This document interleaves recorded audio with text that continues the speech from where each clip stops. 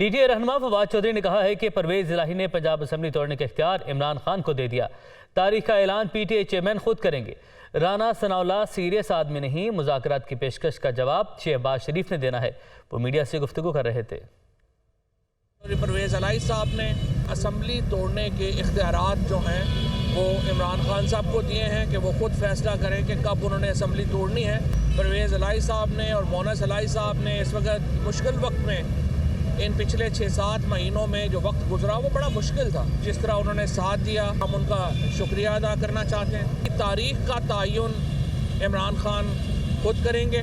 पाकिस्तान में इस वक्त जो एक मुआशी क्राइसिस है और एक गवर्नेंस का क्राइसिस है। इलेक्शन आप नहीं कराना चाहते, आप फिर कोई सलूशन बताएं हमें कि क्या है इसका सलूशन। जिस तरीके से अभी हुकूमत चल रही है ये नहीं चल सकेगी। हमारी डिफेंस मिनिस्ट्री को पैसे नहीं दे पा रहे।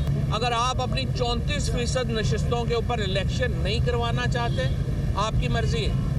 हम अपनी 64% नशिस्तों के ऊपर इलेक्शन करवाएंगे। राना सनाउल्लाह तो कोई सीरियस आदमी नहीं है। अगर उन्होंने मुज़ाकरात की दावत अगर आएगी तो वो तो वज़ीर आज़म की तरफ से आएगी। असल में तो शहबाज शरीफ साहब ने बताना है कि वो क्या चाहते हैं।